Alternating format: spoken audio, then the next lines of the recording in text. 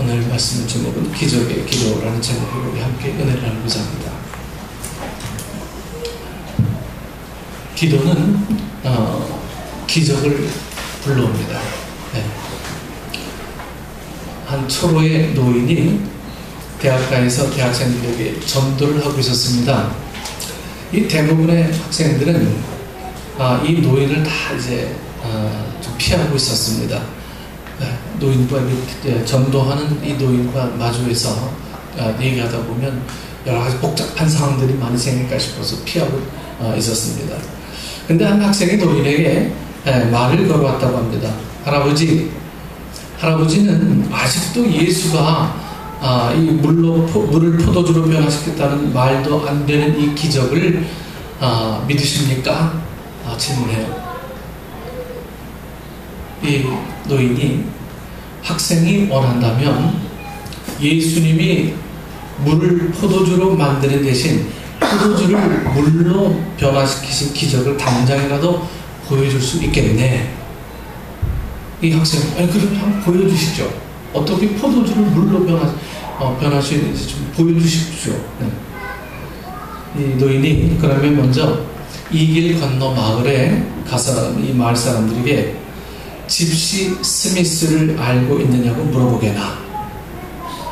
그는 온 마을 사람들이 고개를 흔들던 아주 악명 높은 알코올 중독자임을 모두가 자네에게 증거할 것이라네. 그는 단 하루도 아니 단 한 시간도 술이 없이는 인생을 살 수 없었던 사람이라네. 그런데 그가 지금은 술 대신 물만 마시고 살고 있다네. 물만 마시고도 그는 술이 주는 기쁨과 비교할 수 없는 기쁨을 누리고 너무나 행복하게 살고 있다네. 그가 바로 자네 앞에 서 있는 나일세. 예수가 행한 기적이라네. 그는 지금도 물을 포도주로 만드시기도 하고 포도주를 물로도 만드시고 계시다네. 네. 이 집시 스미스라는 전도자의 이야기입니다.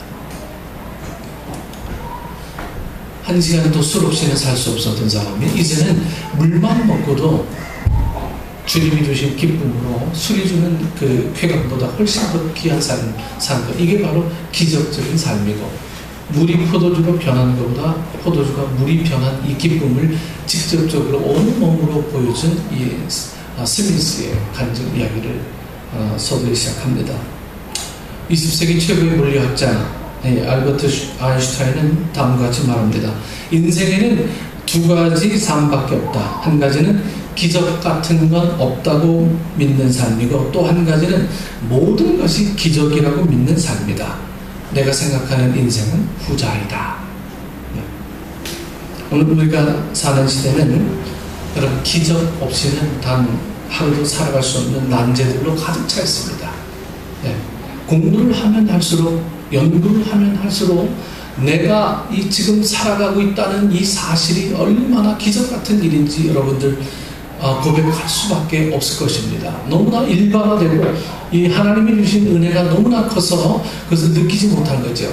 이 지구가 너무나 커서 내 문 앞에 느끼는 것과 동일한 겁니다. 하나님의 사랑이 너무 크니까 그 사랑을 어떻게 증명할 수가 없는 거예요. 우리가 그런 사랑 위에 살고 있다라고 하는 거죠. 바로 이게 기적인데, 너무나 이 기적을 평상시에 많이 누리고 사니까 우리 삶 속에서 기적이 더 이상 기적이 아닌 것처럼 사는 우리의 삶이죠. 그런데 성경이 보여주는 것은 기적의 삶이에요. 기적의 삶. 성경은요, 이 기적적인 삶의 이야기들이 수도 없이 담겨 있습니다. 수도 없이 담겨 있어요. 기독교 신앙이 단순히 이성적이고 상식적인 윤리만을 가르치는 이 종교라면 세상에 아무 소망도 주지 못할 것입니다. 그러나 기독교는 이성과 이 상식을 존중하지만 이성과 상식을 초월하여서 이 이성과 상식이 해결할 수 없는 문제들에 대한 해답을 제시하죠. 그래서 기독교는 복음이라고 하는 거예요. 기독교는 복음이라고 하는 겁니다. 좋은 소리, 복된 소리. 오늘의 세상은 단순한 기적 정도가 아닌 큰 기적, 위대한 기적을 필요로 하고 있습니다. 그렇다면 과연 우리는 그런 크고 그러한 위대한 기적을 어떻게 경험할 수 있을까요? 기적은 널려 있는데 과연 이 기적을 우리가 어떻게 경험을 할 수가 있겠느냐 하는 거죠. 여기 13절 말씀에 보면 기도는 기적을 불러온다 이렇게 기록하고 있어요. 오늘 읽은 말씀에서 야고보 사도는 너희 중에 고난 당하는 자가 있느냐 그는 기도할 것이요 이렇게 말씀하고 있습니다. 이어서 너희 중에 병든 자가 있느냐 교회의 지도자를 정해 기도받을 것을 명령합니다. 기도가 병든 자를 치유하는 기적을 불러올 수 있기 때문입니다. 그러면서 이 엘리야를 예로 들고 있습니다. 우리와 이 성정이 같은 사람이라도 기도하니까 하늘문이 닫혔다 열렸다 했다는 거예요. 네. 이 엘리야가 기도하니까 하늘문이 열렸다 닫혔다. 여러분 기도가 뭐기에 이처럼 대단한 힘이 있습니까? 기도는 이 하나님과 교통을 가능케 하고 하나님과의 관계를 이어주는 어떤 하나의 끈이지, 끈. 네. 기도는 하나님을 움직이는 강력한 원동력입니다. 여러분 하나님을 움직이게 하는 것은 기도 외에는 아무것도 없습니다. 네.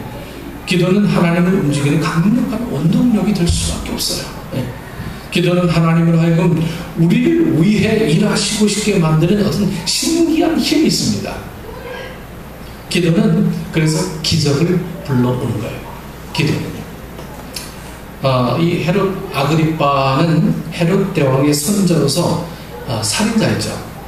헤롯은 유대인들의 환심을 목적으로 이 야고보를 목베어 죽이게 됩니다. 그리고 유대인들이 기뻐하는 것을 보고 이 베드로도 죽이려고 잡아서 이제 옥에 단단히 가두었어요. 네. 때마침 무교절이 시작됩니다. 무교절은 이 절기상 8일 동안 계속 지속되거든요. 축제일에는 이 무교절 축제일에는 사형 집행도 어떠한 재판도 할 수가 없어요. 그래서 사람 죽이는 일들은 이 무교절 축제일 날은 안 합니다. 그래서 이 베드로가 잡혀있는 신세가 돼서 언제 목이 달아날지 모르는 그런 상황에서 8일을 지내야만 하죠. 그래서 일주일간 사형이 연기된 채 베드로의 생명은 풍전등화 같은 운명이었습니다. 더구나 탈옥하지 못하도록 헤롯은 이 4명씩 4개조를 만들어서 베드로를 단단히 지키게 합니다. 이때 교회가 할 수 있는 일이 뭘까요? 여러분 교회가 이 베드로를 위해서 뭘 할 수 있을까요? 무기를 만들어서 베드로를 구출할까요? 구출 작전을 펼칠까요? 아니면 정말 뒤에 어떤 돈 써가지고 정치인에게 돈 써가지고 베드로를 구해낼 수 있을까요? 구명운동 할 수 있을까요? 아니면 재빠르고 용맹적인 용사를 해서 습격해가지고 아무 쥐도새도 모르게 이 베드로를 빼오는 것이었을까요? 그러나 예루살렘 교회는 세상의 모든 방식을 거절하고 기도에 전심전력했다 기록하고 있습니다. 많은 성도들이 교회에 모여서 밤낮을 가리지 않고 일주일 동안 계속 베드로를 위해서 기도에 힘썼습니다. 여러분 위기감을 느낄 때 좌절하지 않고 여러분 기도합니까? 위기감을 느낄 때 제일 먼저 하는 게 뭡니까? 한숨부터 나오고 걱정이 쌓여서 모든 일들은 다 팽개치고 거기 속에 해결되지 않은 문제 속에서 빠져서 우리가 그 속에서 허우적거리며 사는 우리의 모습들 여러분 분명히 여러분 자신 스스로가 볼 줄 알 겁니다. 여러분 위기감을 느낄 때 여러분 좌절하지 않고 기도의 사람이 되고 있습니까? 여기저기 뛰어다니지 않고 기도에 전력 투구할 수 있습니까? 여러분 사람을 원망하지 않고 여러분 정말 기도에 힘쓸 수 있습니까? 기도하는 교회의 능력을 절대 과소평가하지 마십시오. 예루살렘 교회는 열심으로 기도했습니다. 베드로를 향해서 그리고 구체적으로 기도했습니다. 그리고 담대하게 기도했습니다. 그래서 하나님께서는 천사를 보내시죠. 천사를 보내셨습니다. 천사는 베드로를 묶고 있는 이 쇠사슬을 풀어주고 감옥문을 열어주셨습니다. 그리고 따라오라 했죠. 하나님이 천사를 보내어서 베드로를 풀어주신 거예요. 하나님이 예루살렘 교회의 기도를 응답하신 것입니다. 하나님은 기도하는 교회와 함께 일하십니다. 기도하는 교회에 능력을 베풀어 주십니다. 기도하는 교회에 기적을 행하세요. 기도는 사단을 이기는 아주 훌륭한 무기입니다. 기도를 여러분 회복할 수 있기를 원합니다. 기도로 여러분을 묶는 사단을 담대하게 물리칠 수 있기를 원합니다. 두 번째로 기도는 믿음의 기도는 기적을 불러옵니다. 믿음의 기도는 본문은 고난 당하는 자는 기도하라, 병든 자는 기도를 받으라고 권면하면서 덧붙이기를 믿음의 기도는 병든 자를 구원하리니 주께서 그를 일으키시리라 약속했습니다. 무조건 기도만 하라고 하시지 않고요. 여러분 믿음의 기도가 기적을 일으키는 능력이라고 말씀합니다. 믿음의 기도가. 여러분의 기도를 하나님이 귀 기울여 듣고 계신다고 여러분 믿습니까? 여러분 하나님 듣지도 않는 기도를 왜 하세요? 여러분 주기도문 하면서 주문만 외우지 기도를 빠진 상태에서 우리가 늘 하는 그 기도문과 뭐가 다를 바가 있겠어요? 우리가 주님이 듣지 아니하시는 그런 기도가 그 기도에는 아무런 능력이 나타나잖아요. 내 한숨만 토로하고 주님이 일하실 만한 기회들을 그 기도 속에 포함시키지 않는다면 주님과 무관한 어떤 허공에 손짓하는 그런 행위일 수밖에 없는 거예요. 여러분의 기도에 하나님께서 응답하시리라는 그 믿음이 여러분에게 있습니까? 그래서 믿져야 본전이라는 생각으로 뭐 한번 기도나 한번 해보지, 예? 이런 생각으로 기도하지 않습니까? 기도하면 그렇지 않으니까 그냥 의무적으로 기도해야지. 들으시고 응답해 주시면 좋고 응답을 안 해주어도 괜찮다는 생각으로 기도하면 여러분 기적이 일어나지 않습니다. 주께서 요구하시는 기도는 믿음의 기도예요. 믿음의 기도. 내가 얼마나 내가 기도하는 그 일에 주님께서 응답하시고 그 기도에 답해 주실 것이라는 우리의 믿음이 우리에게 있느냐는 거예요. 맡기는 기도가 그래서 힘든 겁니다. 기도를 맡긴다고 하는 것은 내 삶을 온전히 주님 앞에 내어놓는 거죠. 나보다 더 섬세하시고 나보다 더 크게 부드러운 손으로 만져주시는 그 손길들을 느끼지 못한다면 그 기도의 자리에 나가기보다는요, 내가 내 자리를 꽤 잘 앉아있을 수밖에 없어요. 내가 서야 안전할 것 같으니까. 근데 하나님이 내가 서야 안전하다고 말하시지 않아요. 나보다 더 잘 아시는 주님께서 만져주셔야 모든 일들이 가능하다. 여러분 믿음의 기도는 바로 온전히 이것까지 맡겨낼 수 있어야 합니다. 나 자신까지. 하나님의 전능하심을 믿는 기도입니다. 성령님께서 반드시 이 역사하신다는 믿음을 담은 기도여야 돼요. 하나님이 나를 사랑하시고 내 기도를 기뻐하시며 기도를 듣고 대답해 주시라는 믿음이 담긴 기도가 필요합니다. 언제나 기도를 들으시고 기도를 사용하셔서 우리와 함께 일하시기를 기뻐하신다는 믿음을 이 기도에 담아야 되는 거예요. 기도에. 여러분 기도만이 문제를 해결할 수 있음을 믿으시기를 바랍니다. 교회에 모여서 해야 할 가장 중요한 일이 바로 기도하는 일이에요.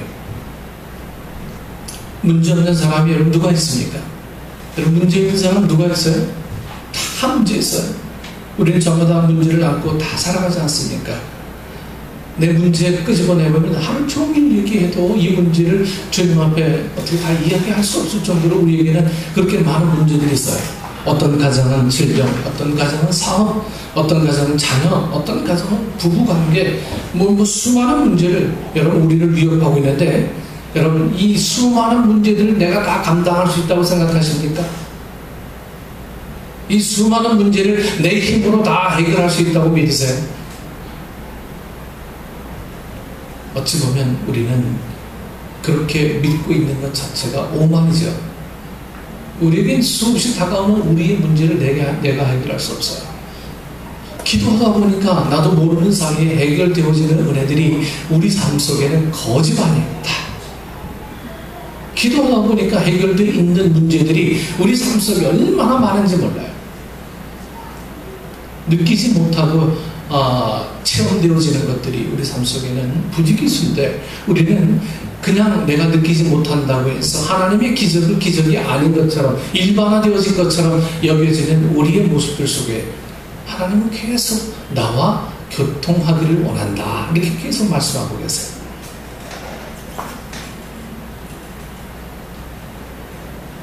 하나님은 기도하는 백성의 기도를 들으시고 역사하십니다. 기도하면 모든 문제를 극복하고 여러분 상황을 역전시킬 수 있다는 어떤 그런 믿음을 갖기를 바랍니다. 이 믿음으로 교회에 와서 기도하고 여러분 일터에 가셔서 또 기도하시길 좀 바라요. 일터에서요. 그냥 기도가 일회적이 되니까 기도의 능력들을 다 잃어버리고 사는 것 같아요. 개인적으로 가정에서도 여러분 기도하시기를 바랍니다. 날마다 기도의 생활을 해야 돼요. 기도의 생활. 이 기도는 정한 시간에만 하는 게 기도가 아니에요. 전에는 제가 좀 부러운 면이 있었어요. 이 모슬렘권에 믿는 사람들요. 근데 이제 전혀 부럽잖아요. 그 사람은 하루에 딱 3번만 기도하잖아요. 동쪽을 향해서요. 근데 우리는 24시간. 우리는 늘 자면서도 주님께서 우리의 기도를 응답해 주신다는 그런 믿음으로 24시간을 사는 거예요. 3번이 문제가 아니죠. 3번이. 우리는 늘 삶이 믿음이 되고 우리의 삶이 기도가 되고요. 그러한 삶이 되는 것이 주님이 바라시는 어떤 우리 삶의 믿는 사람들의 진정한 모습일 것입니다. 많은 크리스찬들이 있어도 변화가 되지 않는 이유 중에 하나는 24시간 기도의 사람이 되지 않아서입니다.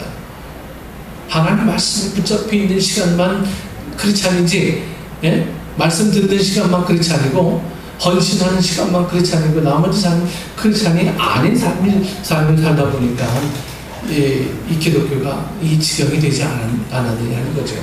이제 다시 말씀으로 돌아가야 돼요. 말씀으로. 이 말씀으로 돌아오는 일만이 결국은 우리가 하나님 앞에 붙들려 살 수밖에 없는 단 하나의 이유입니다.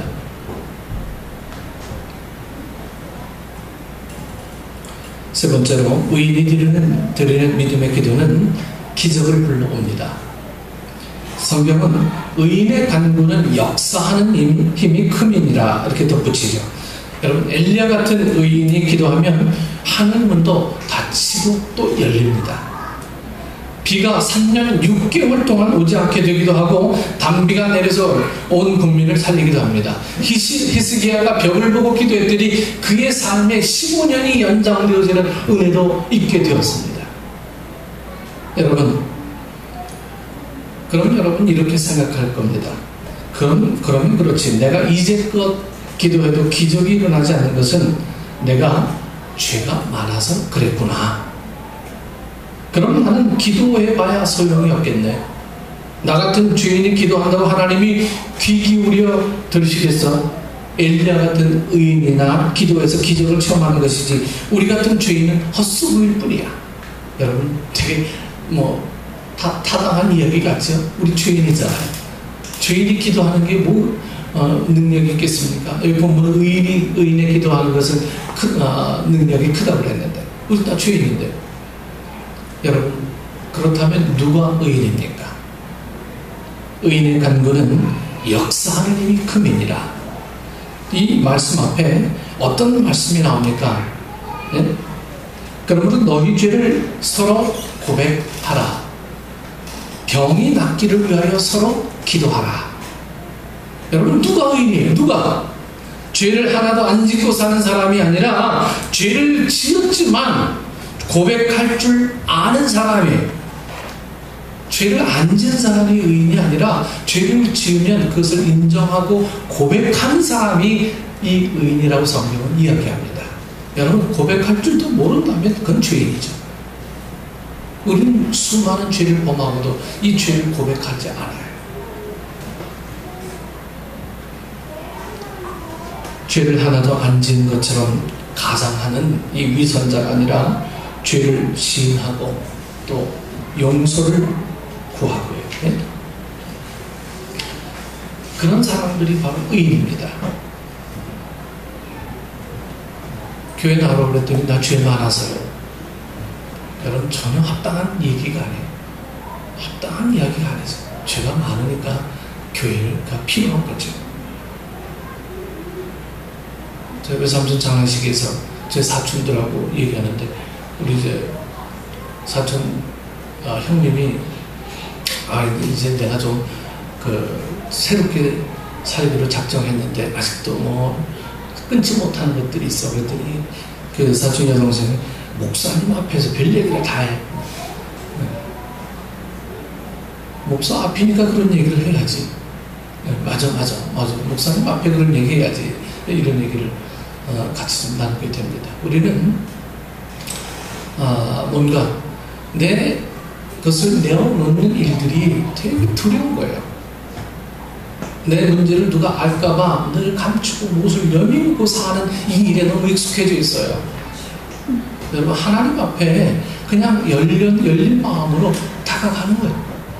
그렇다면 그 삶 속에서 기적의 은혜를 주님께서 주시는 거예요.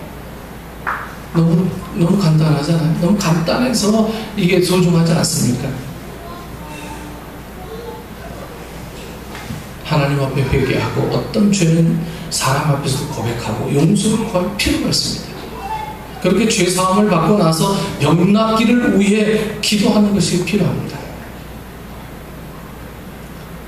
이번에 혜빈이 제가 신방 가면서 전 제 자신이 얼마나 하나님 앞에 내 문제를 많이 끄집어내지 못했느냐 하는 것들을 너무 많이 회개합니다.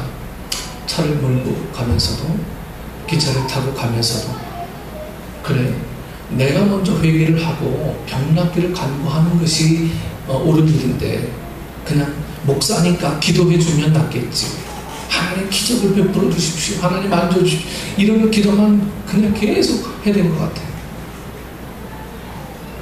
그래서 기도 방법을 좀 바꿉니다. 하나님, 내가 먼저 회개합니다.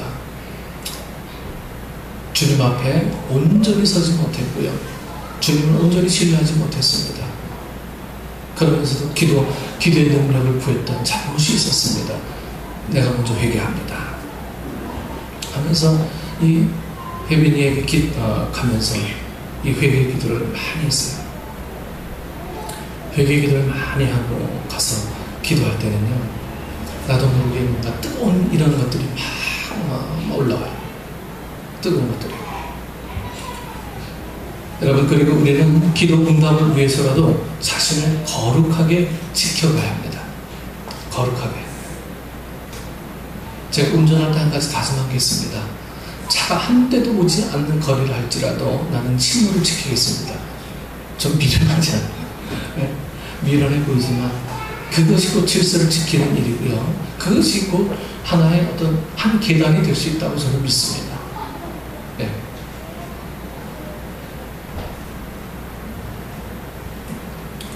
우리 자신을 거룩하게 지켜가지 않는다면 모두가 다 자신을 거룩하게 지키지 않는 일들이 보편화되는 거예요. 보편화. 그래서 이 사회는 점점 어려워지게 되고요. 어려워진 이 사회를 크리스찬들이 방관하게 되는 것은 결국 하나님의 나라를 자꾸만 망가뜨리는 일들이 되는 거죠. 만약 죄를 짓고 넘어지면 재빨리 회개하고 정결함을 우리가 입어야 합니다. 그래야 계속 기도 응답이 아주 풍성한 삶, 하나님의 능력을 기도를 통해서 수없이 체험하는 놀라운 삶을 우리가 살아갈 수가 있습니다. 기도 제목은 많은데요, 막상 기도하려고 하다 보니까 그 많은 기도 제목들이 그냥 중압감에 대해서 통곡만 하다 보면, 통곡만 하다가, 여러분, 통곡만 하는 게 하나님을 기쁘게 하는 게 아니잖아요. 내 죄가 무엇인지를 알고 주님 앞에 자에게 기도를 드리고, 내가 이렇게 잘못했습니다, 내가 이런 일들을 벌였습니다, 그런 다음에 주님께서는 우리에게 기도의 응답을 허락하시고 그 응답을 통해서 정화되어지고 정화된 삶 속에서 하나님은 기적의 은혜를, 나도 모르는 어떤 기적의 은혜를 베푸시는 거예요. 여러분, 하나님의 기적의 은혜는요 너무 간단해요. 내가 회개하고 그 회개한 속에서 열심히 승리, 근사, 그런 삶, 그러면 하나님께서는 반드시 여러분 기도에 응답해 주실 것을 믿습니다. 백악관을 기도로 만든 대통령이 있습니다. 여러분 누굽니까? 그분은 미국의 16대 대통령 링컨이죠. 링컨. 그 백악관에 들어가서 하나님이 함께한 기도의 집으로 만들었다라고 하는 거예요. 링컨에 대해서 3,000명이 넘는 학자들이 그를 연구하고 있습니다.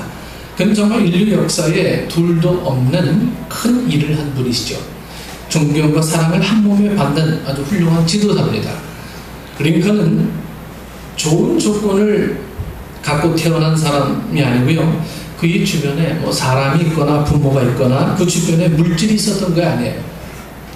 실패의 조건은 많았고 성공의 조건은 없었습니다. 그런데도 이런 놀라운 일을 한 것입니다.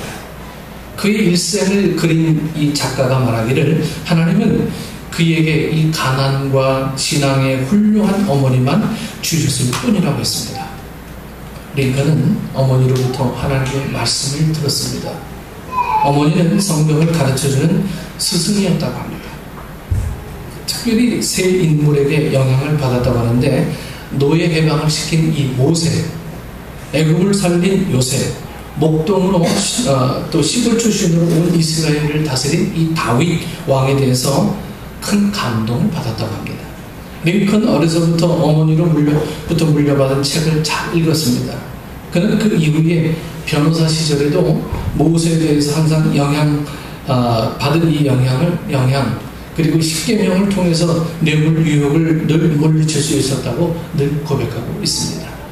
그러니까 어릴 때 어머니로부터 이 신앙 교육을 받은 이 자녀, 부모로부터 신앙 교육을 받은 자녀는요 평생 그게 재산이 되는 거예요. 평생. 제 머릿속에는 늘 있습니다. 제가 뭐 훌륭한 사람이 아니지만 저는 그래도 제 길을 지키려고 했던 하나의 이유가, 우리 어머니가 이불 속에서 엎드려서 기도했던 그 기도 소리가 제 귀에 늘 있어요. 이불 속에서요. 여러분들은 자녀를 위해서 이불 속에서 기도합니까?